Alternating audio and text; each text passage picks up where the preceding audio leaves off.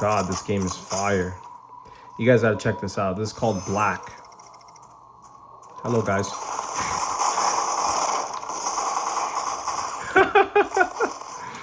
That was hilarious.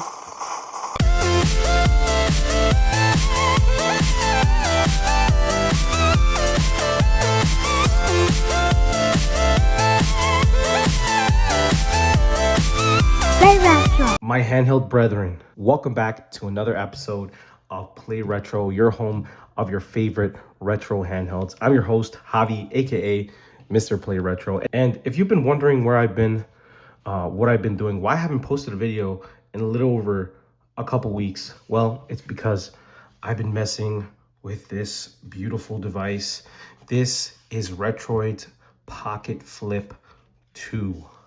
Now, I want to give a big shout out to Retroid. They did not provide this handheld to me, but I do want to thank them for getting it out before this whole trade war crazy thing that's going on in the world right now. And it's really affecting US buyers right now. So I was able to get the Flip 2 and the Classic, which I have somewhere in here. Video coming soon on that. But yeah, I just want to give you guys my first kind of initial review of the Retroid Flip 2 after having it for a little bit over a week now. And spoilers, this device is quickly becoming my favorite Android handheld I have ever come to use. And that's coming from somebody that had an Odin 2 that said that was like a peak handheld. This to me tops the Odin 2 in a lot of ways. So we got a lot to unpack. Let's just get right into it. Let's start with what this actually is. For those of you not familiar with these sorts of handhelds, the Flip 2 is a Android-based handheld, Android 14 to be specific. And it's powered by an older flagship. So if we look here in the About handheld console, you'll see this is powered by the Qualcomm Snapdragon 865. So this is like an older flagship from a few years ago. They put it into this thing. It's ultra powerful. And this thing is capable of playing a lot of games.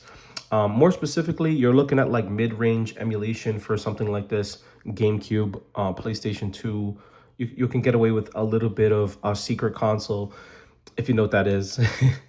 And of course, it can basically handle any and all native Android games.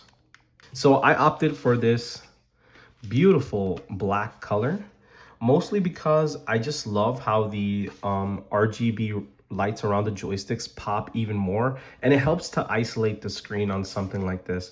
Now, I've been one to say before that as much as I love colors, sometimes you just need something subtle, like really just all black console. I think the black looks really good. It looks really sleek. It's not like a glossy black or anything. It's kind of a matte black. The finish feels good. The plastic feels good. And overall, I really do like the design of this thing. Now, there are a few other color options for this thing. I'm going to put them on screen now. We do have an American Super Nintendo color. We have, I think they're calling that 16-bit.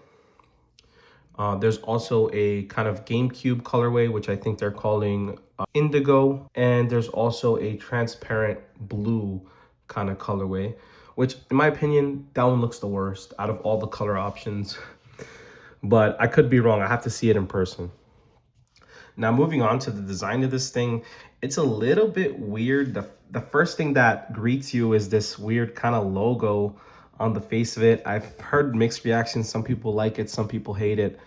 Me personally, I'm probably going to put a sticker over it because I don't understand what it's supposed to be. It looks like a crosshair or Pac-Man or something. It does have this like ribbed kind of texture to it. It's weird. I think on the black, it's a lot more subtle. It's not as noticeable as like say like some of the other colors, but still it's not the best looking design on the face.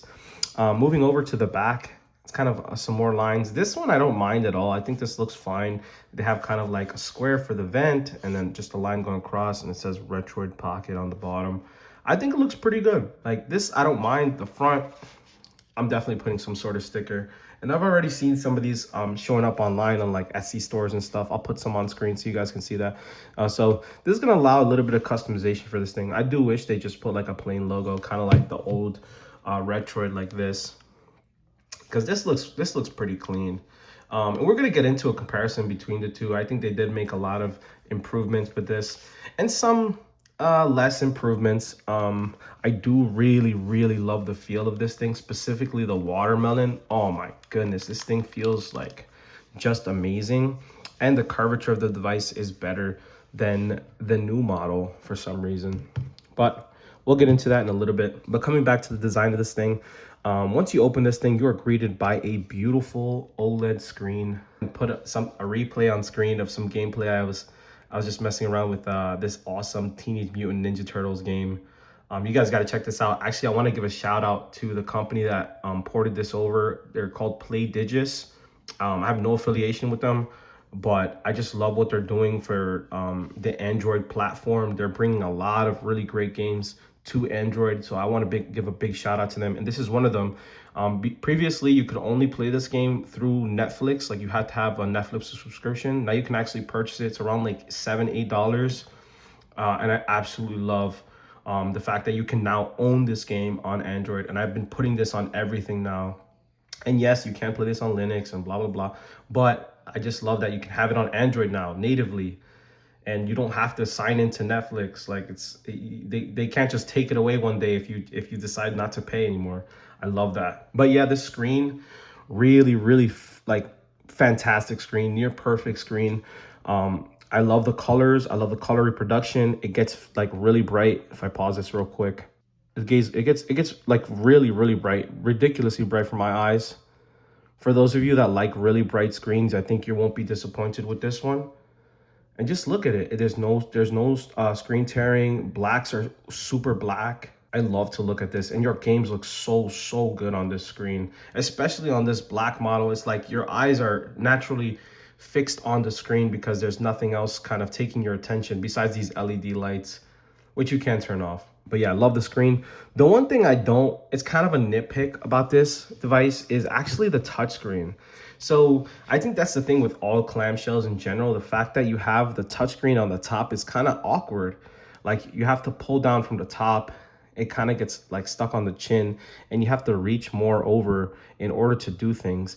And because the screen is on an angle, it just doesn't feel like really natural, like to use this for touchscreen stuff for Android, right? So I don't know, it's just something that like you kind of have to get used to. It's kind of a stupid thing, like kind of nitpick about this device, but that's just one thing that I just wish was, I don't know, there's a way to fix it or something. I mean, you can just navigate with the controls, right? But just the touch input on the top just feels a little bit awkward in my opinion. Now I do want to talk about these controls. This device kind of has an unorthodox control layout. When I first saw this thing, I was like, my first thoughts was like Wii U or like maybe even Steam Deck kind of control layout, but it looked comfy. And it is comfy. Let's talk about these joysticks. They feel like your typical Retroid joysticks. However, instead of being convex, instead of being concave, they're convex. And they have like a rubberized feel. So let me actually grab it. Okay, so here I have an RP4. These sticks are basically what you're gonna find in most Retroids. And you see how this is like concave, but the motion feels exactly the same as you would find on the Flip 2. So basically what they've done is kind of changed the cap. So it's like rounded, but it has a rubberized grip. So it's still, you can still hold it pretty well. In my opinion, I personally prefer like a concave kind of joystick, but this doesn't feel bad by any means. It kind of feels like a hybrid between like this and like a Joy-Con kind of thing. Like it has the stick on the bottom, like it has the base of this stick, but the top of a Nintendo Joy-Con joystick, if that makes sense. So I definitely don't hate it. I love that this is joystick centric, especially for what this device is capable of. You know, PS2, a lot of 3D games, GameCube, and it just makes sense. And then the thing about this device too is that like the controls are in a place that makes sense, that's mostly ergonomic. Like if you just look at how your fingers move across like the D-pad and the joystick, let's say, or across the joystick, and it just makes sense. Like it's a move that makes sense. Instead of being down here, like this feels kind of crampy. It's like diagonal, which makes sense very human on a device like this. D-pad on this device feels very good. I think maybe a notch above like the older D-pads. They have like softened these a little bit from like, let's say the RP4. Like maybe I'm crazy, but it does feel a little bit softer. Now, even on a game like this, that's mostly like D-pad centric, you can see like this is still fairly comfortable and like really enjoyable actually. Now, one thing about 4x3 content, you can see just how black the black is. You can't even see where the screen ends. So, and another thing too, because the screen is vertically positioned and the black bars are on the left and right, it's kind of like less noticeable and it doesn't really bother me. So even for stuff that's like low end, kind of a 4x3 aspect ratio stuff, I actually really wouldn't mind it on this device. And this game is just a great example of just how great this screen looks. As you can see how colorful this game is. It just looks really great. Now, one thing you will notice when you're playing like D-pad centric games is just how these kind of sides feel on this thing. Because of the way your hands are positioned, you're kind of leaning right up against this edge. And I get that they were going for like something a little bit different than what they did with the original Flip, but it just definitely doesn't feel as good as their older model. So if you have a look at the original Retroid Pocket Flip, we see like it has a nice round backing. When you're putting it in your hand, you can definitely feel how good this feels, especially on the transparent models. This feels really good. And obviously you can see the layout has changed significantly from their older previous model, but they have made a lot of improvements between the two. Let's talk about one of the biggest things that was wrong with this device that a lot of people didn't even mention in their reviews, and that was the actual viewing angle of this thing was completely wrong. So when I first got this thing, I had to, if you have a look at how this thing actually works, there's like these little nubs on the back of the hinge. So basically this is like stoppers for the screen. And as you can see, I've made a modification for them. When you actually get this is how much you can actually open the device. Like the angle is just wrong. Like just like this. If you see how, look at this angle. Look at how awful this angle is. Like you have to literally tilt the device so it can face you properly. And I haven't heard anybody mention this. Obviously this device is old at this point, but still nobody who reviewed this device mentioned anything about this viewing angle. It's only until I recently picked this up that I even noticed this about this device. But the default viewing angle of this thing is just terrible. But I mean, the only good thing is that you can easily mitigate it by just filing these little nubs down, and you can get it to an angle that is much better. So another thing too is the power button has been changed on this thing. It was originally on the bottom and now it's on the face of the device for whatever reason.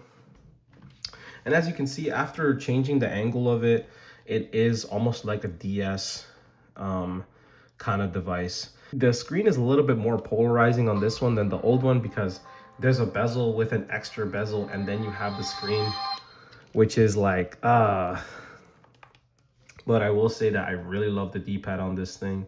And it was kind of a shame they didn't use the same D-pad on the new Flip. I really like this one. And we also lost these like little sliders, which I really liked as well. But just to do a little quick side-by-side comparison, I did want to boot up a game or something so we can just see how this looks. So we can see the screen is a very big improvement over the old screen. You can see the darks are much darker, the colors are much better, the screen brightness is a little bit better as well, and it just doesn't look as washed out and kind of dinky on this screen. And of course we do have that double bezel over here, and it kind of looks like near bezel-less on this one because of the black and all that. Now coming back to the hinge, they did have like a weird kind of rudimentary kind of hinge on this thing. A lot of people actually had cracks in their hinges. One of the only colors that was like not really that affected was actually this watermelon color, and I think the reason I have this now. But I picked this up pre-owned and I haven't had any issues. But yeah, I did make this modification, and the reason they went with this design was because if they put the screen a little bit more back, now the screen starts to get in the way of the shoulder buttons. But it's still bad. Like, you need the viewing angle to be correct, so they should have just pushed this back. Where on the new device, we don't have this problem. Everything feels correct. The screen doesn't get in the way of the shoulder buttons. And the viewing angle is good by default, which I really, really like. Also, the hinge. The hinge on this thing has been really, really good. It feels good to open. It's not loud. It's not the flip. It's not the Miu Flip V2 horrible hinge. This hinge has been pretty much rock solid, and I haven't had a single issue with this hinge whatsoever. And even when you're playing games, it does actually shut off. It has a magnet, so you can see the screen turn off when the device goes into sleep mode, which is just awesome. Now, this one didn't have such a satisfying hinge. Like, it did open and close, but it doesn't have a magnet here to kind of snap it open or anything. So it feels okay. Still, there are still things that from this device that are just missing on this one. The feeling of this device feels so good, like so good. In the way that just this thing is molded, like the shape of it, the feeling in your hands, the way the plastic feels, where this feels a lot more like matte kind of, you know, it's supposed to be fingerprint resistant, which it is for the most part. I mean, on the black model, you can see a little bit of like staining and stuff, but it just doesn't have this like slick kind of like nice premium kind of plastic feel to it, which I really miss from the original Flip.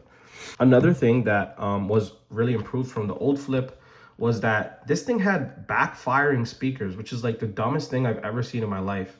Like, why would we have all this space on the front of the device? Yeah, we're gonna put the speakers facing away from you. This makes zero sense, and I'm super happy to see this has been changed on the Flip 2. It makes perfect sense now. It's right where it's supposed to be, right here, left and right speakers, and it sounds really good in my opinion.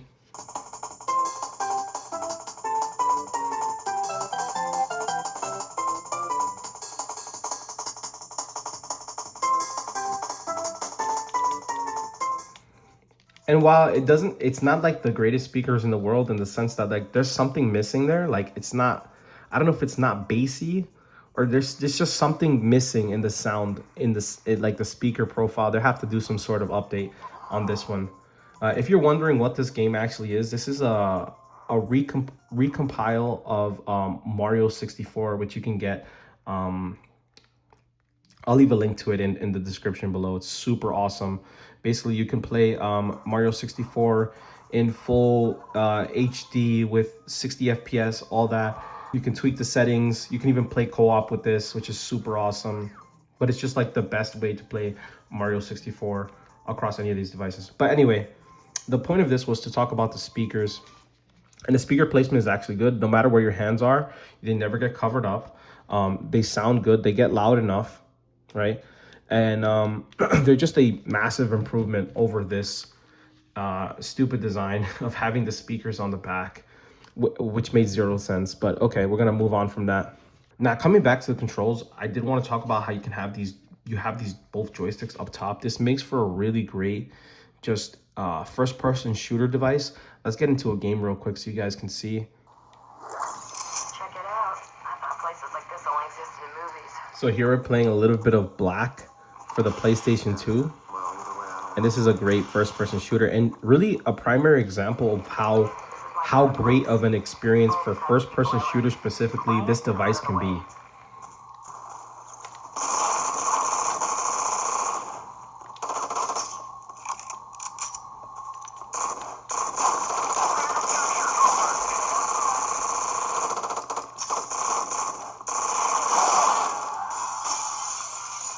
Yeah.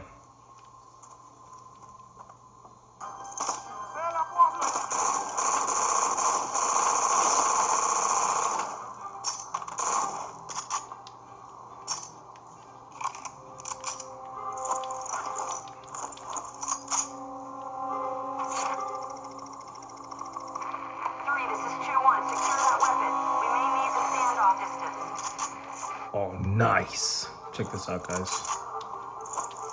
Oh, yeah. Let's do this.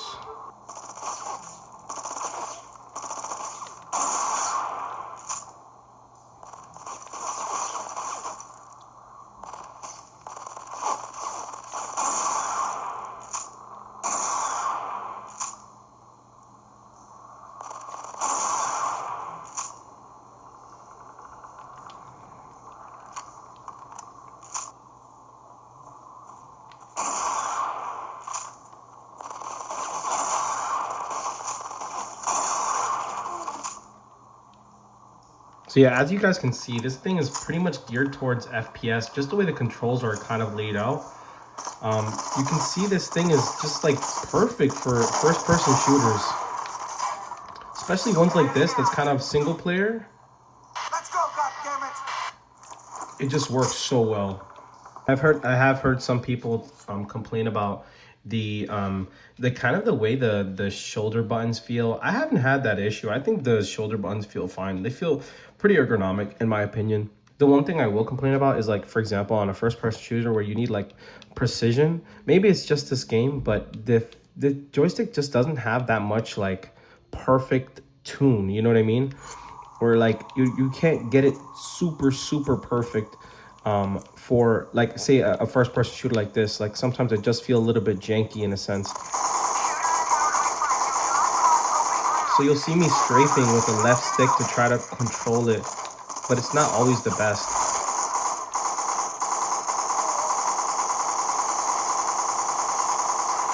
But for a clamshell, this feels freaking amazing, dude. OLED screen on the top. The screen faces you perfectly. Your hands are still kind of wide apart, so it kind of does feel like a horizontal handheld in a sense. But the screen is just right there where you want it to be, and this thing just feels right, man. It just feels like really good.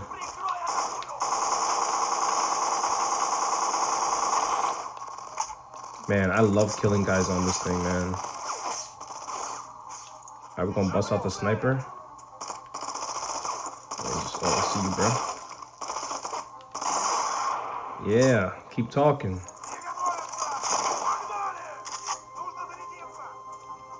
There's a guy somewhere here. I wish this game doesn't let you run for whatever reason. Who's shooting? Oh, it's that guy.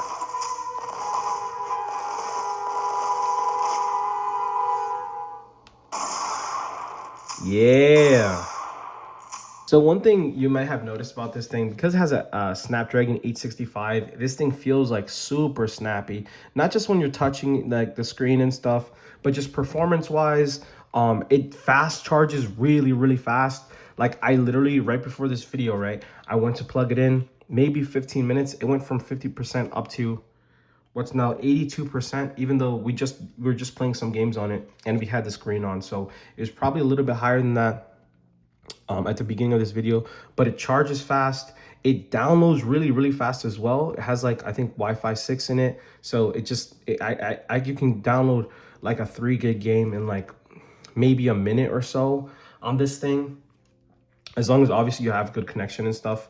It transfers files really fast as well. The internal memory on this thing, despite being a little bit small, it has 128 gigs of internal storage, which we'll go into really quickly. So if we go into the internal storage here, you'll see there's only 128 gigs of internal space, and some of which is actually used by the system, which is 16 gigs used by the system, which kind of sucks. So you're kind of a little bit limited, because on something like this, obviously there's certain applications that can only be installed on the internal storage, like Android apps and stuff like that. Emulators are always on the internal storage.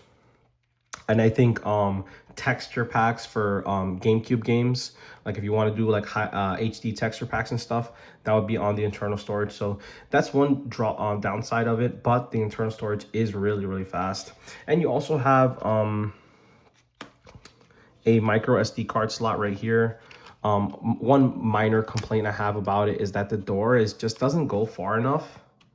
Like the door is just like a little bit, I wish it was a little bit longer, because it just kind of gets in the way. And then when you want to pull the SD card out, it does require you to use something to pull it out, because it's kind of like kind of deep in there. So I mean, you're not going to be pulling out every second, but it is kind of like a pain point of this device versus like their old door. This was just so much better. It kind of swang open, and you could get to the SD card a lot easier because it's not so deep. But it's just a little nitpick about this device. The SD card door is not that great. Another thing too, the USB-C charging port is perfectly centered, so you can dock this thing and you should be able to get a video out and stuff. So that's awesome. I do plan to pick up the official Retroid dock and all the other accessories like the lanyard loop here. I didn't pick that up, unfortunately. I have major regrets about that. It keeps me up at night, unfortunately. But yeah, one weird thing about this device, it's pretty clean all around the sides, except for the volume buttons here. So I actually like that about this device. Like there's no nothing that can get damaged like when you have it closed. When you open it, is like everything's housed on the inside. Your start and select buttons, your home button, which actually doubles as your back button, and your power button are all on the inside, which is good because you want to protect those buttons, you know? Now, if you're not a fan of this, default launcher, Retroid actually includes their own launcher, which I wanted to demo briefly. So if you wanted this to be your main system, you can do that as well. And I've been messing with this thing, and actually, I can't even lie, it's actually really, really good. I haven't like loaded all the stuff, but I just did one system just to kind of mess with it. So basically you would add a system here, you'll download like the art and stuff, and then you would direct it to your folder and which emulator would be running these games. And it's really not bad. It should scrape the box art by itself. Like I said, I just kind of recently set this up, so it hasn't done that. But as soon as you click into a game, it should go right back to where you were. So for example, like we were playing black, I click black here, and then you just click start directly, and then it'll put you back in the game. And then look, this is another thing too, like the fingerprints on the screen. It's kind of noticeable over time because you're gonna have to press the screen. But yeah, I do like the launcher a lot, honestly. I really, really do. I think this is pretty good, especially for something that's free, right? That comes included with your device. It looks clean. Obviously, I don't have it all set up and stuff, but when you have all your box art here, you can also switch the layout as well by pressing Y. So you can have it like this. I think it's really decent. It's really not bad at all. So look, here's an example of what it looks like when it's finished. And it does have a video. It does have like a Wikipedia for some reason. So it'll take you to like know more information about the game. That is super cool. That is super, super cool. Sorry, hold on. We're gonna close out of Aether real quick. And yeah, this is the Retroid launcher. I will probably do a follow-up video on how to get this installed or whatever. I had because I did set it up a lot more on my Pocket Classic. But what we have here is basically very similar to like a Daigisho or even ESDE, which ESDE is paid, like it's like $5 or whatever. So to have something free that you can use that isn't really that bad at all, I really, really like it. And then of course you have all your things, like you can favorite things as well. You can also go to apps by pressing B. So you have all your apps. You can go into games. So for example, this is stuff that's labeled games by the software. So all your Android stuff can be in one place. So this is awesome. I really, really like this. I really, really like this. Like for example, ESDE doesn't natively support Android games, so you have to switch between the front ends in order to play your games, which is kind of stupid. Or you'll have to do like a whole side loading thing to add a separate location for that, which is like convoluted for no reason. This has it right here. All you have to do is like label a game, right? So let's say, for example, I mean, I'm pretty sure the system knows what's a game and what's not a game. But for example, let's say for example, the system didn't recognize that Don't Starve is a game, right? You can press Y and then you can set it to what it is. So it gives you a few options. You can put game, emulator, or other, which would be like systemic. So it's like something like file browser or something, or Discord or something. You can put it to that. So game, this is obviously labeled game, and then that way it can go into the game section over here in the second tab. So you can just go right into your games from here, which is super, super awesome. So as you can see, I have a somewhat large collection of all the best Android games. There are, of course, a bunch of other ones I don't have yet, and I'm working on adding those to the collection, so I have more stuff to show for you guys on the channel. Like, look, this is an error right here. It says PSP Gold is a game, which it's not. It's an emulator, so we can go ahead and edit that. We're going to change it to emulator, right? And then when we press back, now it's gone. It's not here. And now when you go into emulator, you'll see it in the emulator page here. So that's pretty cool. I really like that about this device. You can have this as your default system for this device, so it feels like a game console, which I really appreciate.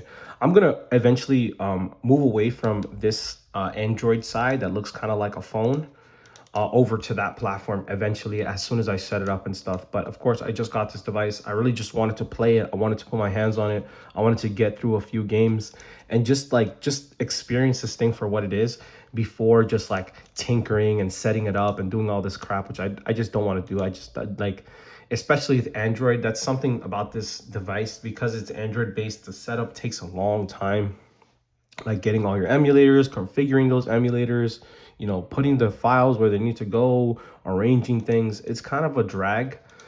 So just being completely honest, like I just wish I didn't have to do that. I wish it was just ready to go right out of the box. So I've been taking my time with it, as I think you should as well. But I think what we have here with this device is really great. Now, the only thing that I want to comment on is just the situation with the tariffs, especially if you're in the US. You know, trying to get your hands on this thing. I think Retroid has recently added a new supplier or something, so they're charging like $25 extra in order to get these devices into like your hands or whatever. So you're looking at like, I think this is like 200, 230 around there, plus $20 in shipping, plus 25. So you're looking at around like maybe 270-ish for this device, unfortunately, right now because of the tariffs. If you're in the US, probably a little bit different if you're in a different country. But yeah, I really like this device, guys. So let's finish this off. My closing thoughts of the Retroid Pocket Flip 2. And what we have here is a really powerful Android clamshell, probably the best clamshell we've ever received to date. I think it's more than powerful enough to handle basically anything you'd want to do on the Android platform as far as like emulation is concerned, minus you know, secret console or Switch emulation or Wii U emulation. That's going to be hit or miss for the most part. But let's be honest, guys, those emulators are not where they need to be as far as like stability and performance wise. Switch emulation is still in basically in its infancy. It's decent on computer, but on Android, it's definitely not great. You're gonna run into a lot of crashing, a lot of issues. A lot of games still don't work. So I just don't even recommend Switch emulation as a whole. And while you can get away with some of the lighter games, this isn't something that you'd want for that. But for PS2, GameCube, anything below, and amazing native Android games, this thing is basically perfect. And I think the control scheme is going to be a little bit polarizing for some people. Some people may not like having the right joystick on top. As much as I actually wish the joystick and the action buttons were switched here, I actually don't mind it on the device like this, especially when playing first person shooters, as I demoed in the thing. It does have its pros and its cons. And then D-pad centric games, they feel a little bit different. But for a clamshell, I mean, come on. How good can we have controls, right? Like this thing's always going to be flat for the most part. You're not going to have like big ergonomic humps on a clamshell. It just doesn't make sense anyway. But I think the controls here are really good. The screen here is fantastic. The power here is fantastic. The build is fantastic. The hinge is fantastic. And just the value for money, $230, and you basically get a near perfect Android experience. And also on top of that, I love that this thing feels very modern, not just the LED lights, but also how snappy it is. You know, the Snapdragon 865, it has quick charging, it downloads really fast, it transfers files really fast internally, just from me playing with it. And I like that it has its own launcher as well, which is not bad at all. There's a lot to love about this clamshell, and I'm just going to continue playing it. I'm going to continue testing it after this device. This is going to be my main Android device moving forward for sure. But if I had to give Retroid some feedback on this thing, I think that they need to adjust the EQ for the speakers just to make them sound a little bit better. They sound a little bit like, I don't know what's the word, like hollow or something. They don't sound fully bodied, if that makes sense. Another thing too, this logo, I wish they'd just get rid of it or at least provide like a sticker or something to put over it, because of course this is a nitpick, but it's a lot of people don't like this. I just wish they went with a flat design. Something like this would have been perfect. Outside of that, the TF card slot definitely needs to be a little bit longer and not as shallow, so it's easier to put in. But again, nitpicks, nothing that serious. And then the fan is a little bit loud when you turn it on and stuff. And it's a stupid nitpick, to be honest, because I don't really hear it while playing games, but it is a little bit loud. Like if they could put a quieter fan in here somehow, you know, if they can keep it at the same price, put a little bit quieter fan in here, I would appreciate that. But still, I think I really enjoy the just having the fan in general, so we don't thermal throttle this thing. And I think moving forward for the next flip device, give us the asymmetric controls this time. We had this one, right, which had D-pad centric with action buttons on top with the sliders, which was really cool, a fan favorite. And then you gave us the Wii U style with the 2 joysticks on top, which I honestly really enjoy. I love the Wii U personally, and I love the Wii U control scheme. So this is not a problem for me, but I would love to see the asymmetric joystick layout with the left joystick on top and the right joystick on the bottom, kind of like Xbox layout. And to illustrate my point, I do have here a GameSir control with the Xbox layout. And as you can see, to me, this is the king of kind of control schemes. You have the, you know, joystick centric for the right stick because you want to play 3D games, right? But the action button should be in the dominant position, right? That's, to me, makes the most sense, right? Because this is still comfortable. This is still really comfortable. And I think Xbox has killed it as far as like control wise goes. This to me is the most comfortable layout of any control scheme. And I'd love to see that on the Flip 3 as far as like controls go. Another small thing I'd like them to bring back was actually these function buttons on the original Flip. You see the M1 and M2, maybe not in these positions specifically, but just to have extra buttons for functions and stuff. Maybe you want to map RetroArch hotkeys or something to it. Just some extra buttons would be nice somewhere on the device in order to just use them for whatever functions, especially something like this doesn't even have a back button on it, even though there's more than enough space for it. You know, it's just little things like that. I think the extra buttons are definitely welcome. And with that, that's gonna wrap up this video on my first thoughts, kind of initial review of the Retroid Flip 2. It is a really great device, probably my favorite Android device, as I said before. But yeah, let me know your thoughts in the comment section below. What do you think of the Flip 2? Do you have a Flip 2? What color did you get? What games are you playing on this thing? And if you don't have one, maybe you have an RP5 or something. Are you interested in this device? Does it do anything better than your Retroid Pocket 5? Let me know in the comment section below. Anyways, thank you so much for watching. My name is Javi, and I'll catch you guys in the next one. Peace.